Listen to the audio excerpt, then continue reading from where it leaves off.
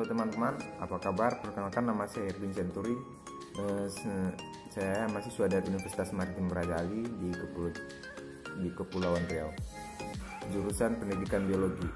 Tujuan saya bikin video ini untuk memenuhi tugas mata kuliah, yaitu strategi pembelajaran biologi, untuk membuat simulasi pengajaran bentuk strategi apa yang akan saya buat.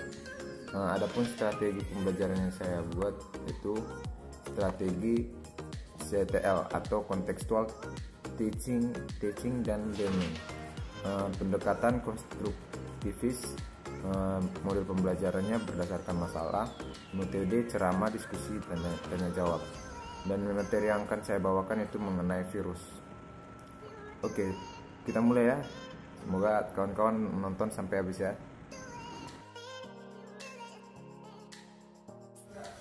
Selamat pagi anak-anak. Oke, apa kabar semuanya? Baik ya. Oke, sebelum kita mulai pelajari kita, ketua kelas silakan pimpin doanya.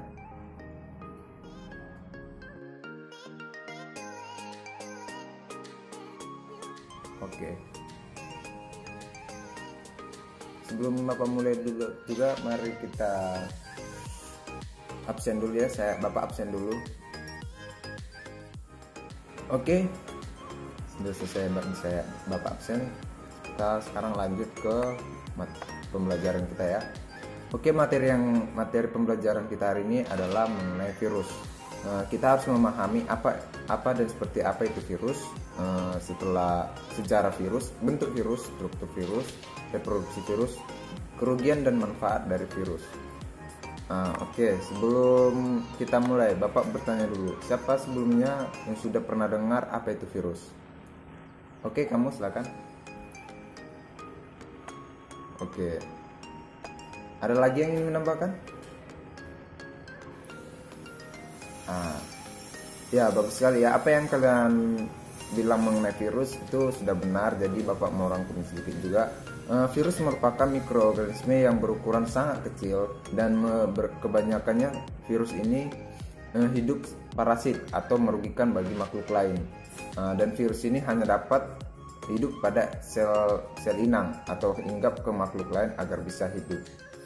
Oke, seperti Bapak bilang tadi, kita akan mempelajari apa itu virus, sejarah virus, reproduksi virus, dan lain-lain. Nah, sebelum Bapak yang akan menjelaskan duluan, Bapak akan memberikan tugas untuk kalian mencari itu duluan. Nah, nanti Bapak tanya apa itu virus, sejarah virus, dan reproduksi. Untuk itu ketua kelas bawa temannya 2 orang ya. Kita pergi ke perpustakaan untuk mengambil buku yang akan kalian pelajari.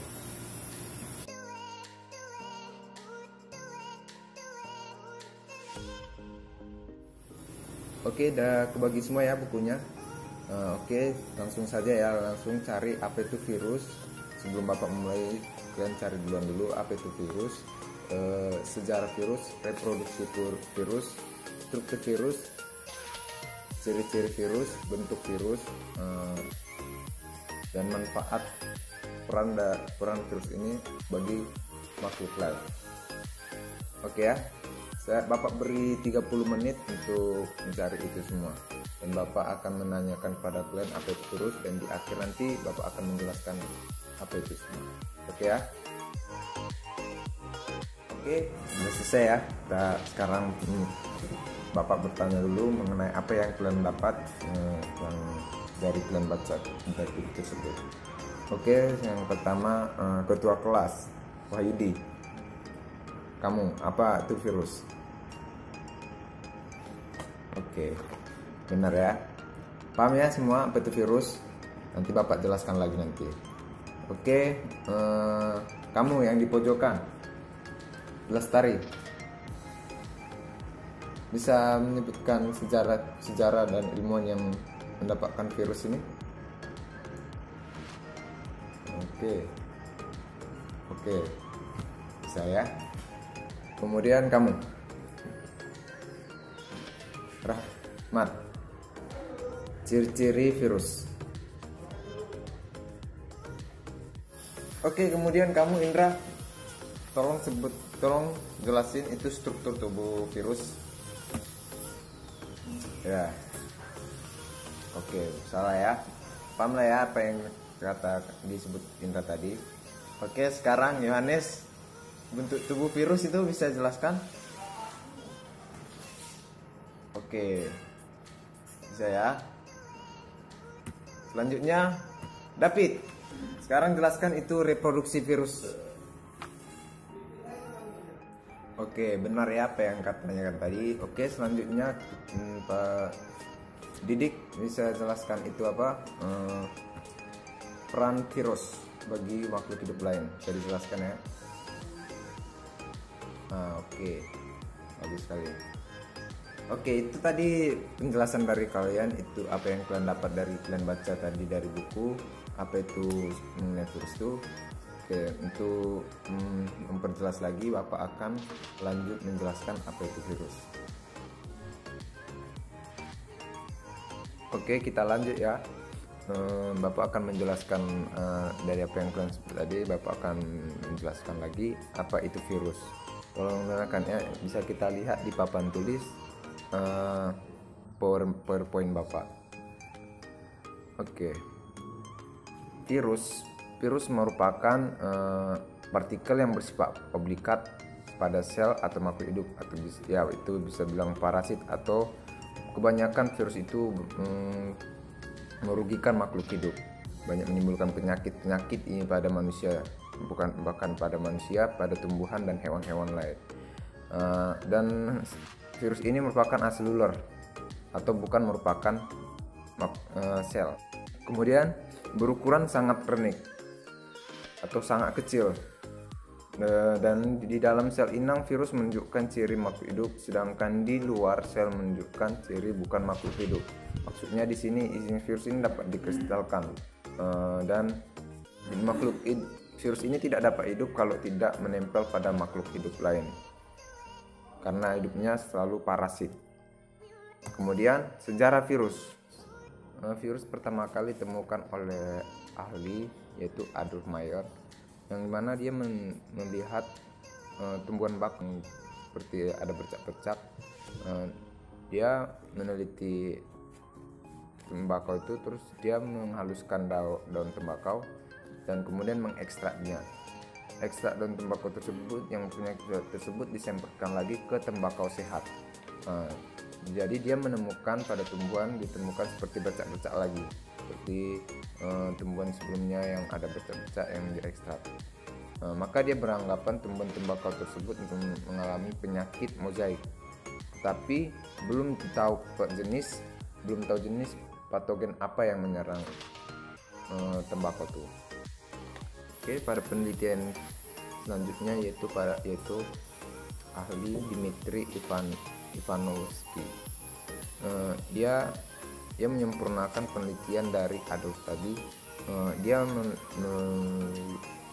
menumbuk daun tembakau yang berpenyakit tadi, terus ia menyaring dengan saringan bakteri, sehingga dia menganggapan bahwa tembakau itu diserang oleh bakteri yang berukuran sangat kecil. Nah, kemudian ada penelitian selanjutnya, Bapak tidak bikin di PowerPoint.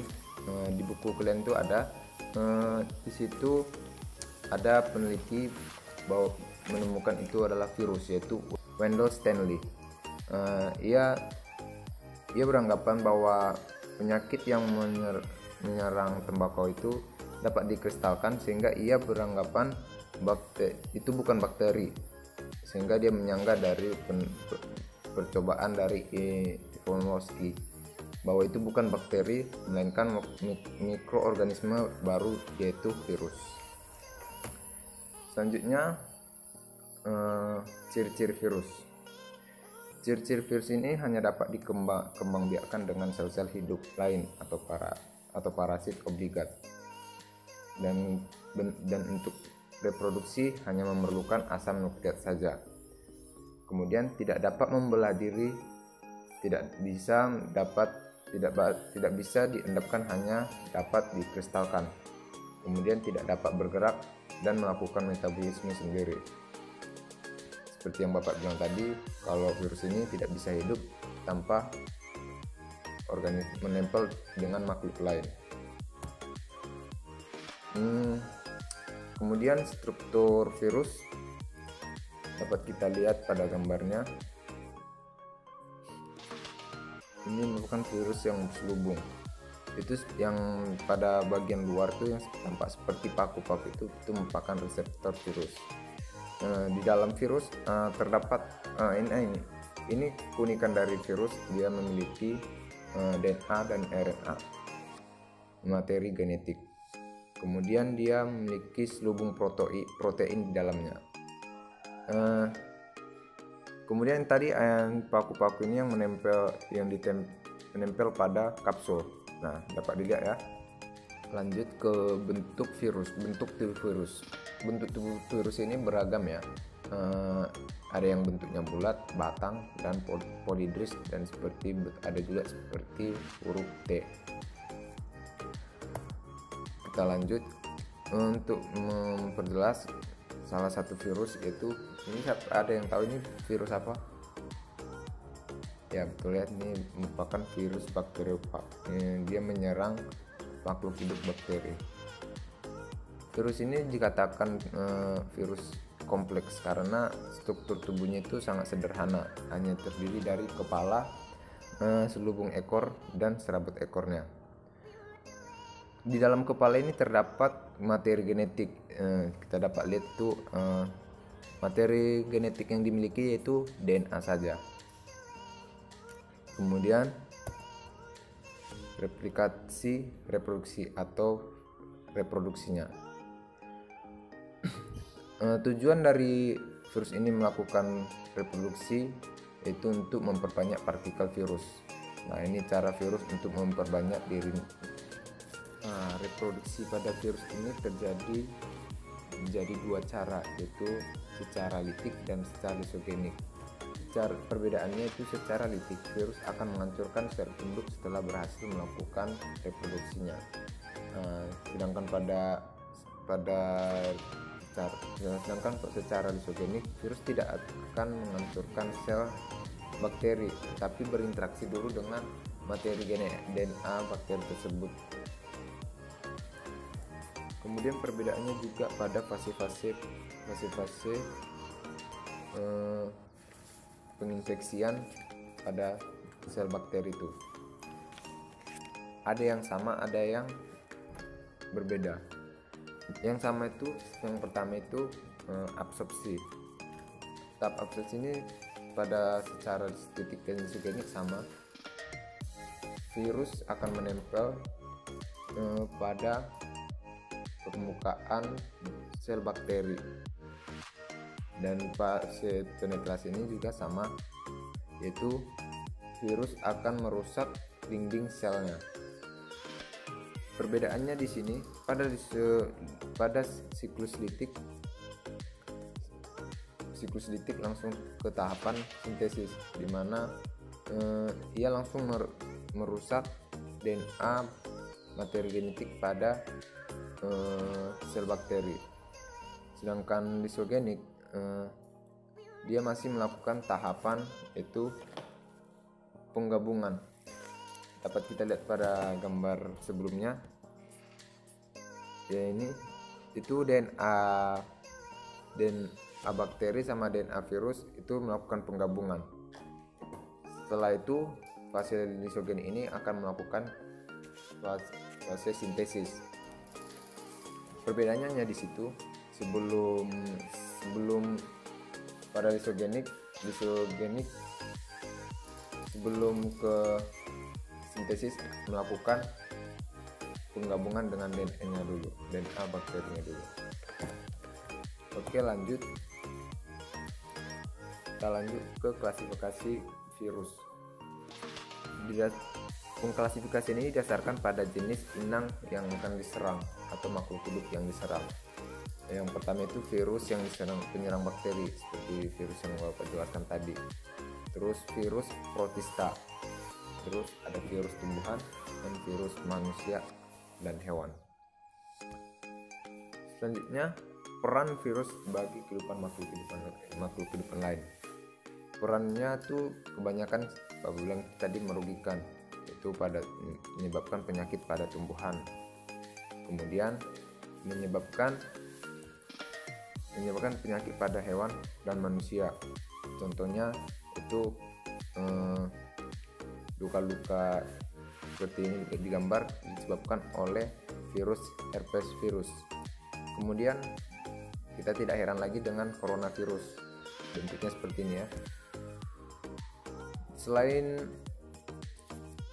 merugikan, ternyata virus ini masih bisa dimanfaatkan, yaitu sebagai vaksinasi. Ya, pemberian virus yang telah dilemahkan ke dalam tubuh agar tubuh membentuk antibiotik virus, dan kemudian sebagai pengobatan. Oke, sekian dari penjelasan Bapak mengenai virus. Bapak mau minta salah satu dari kalian yang bisa menyimpulkan dari apa yang Bapak jelaskan. Ada yang bisa? Oke, Wahyudi, bisa dijelaskan kesimpulannya? Oke, benar ya. Oke, cukup sekian pertemuan kita hari ini. Untuk menutup pertemuan kita bisa ditutup dengan doa. Kelas, silakan dipimpin doanya.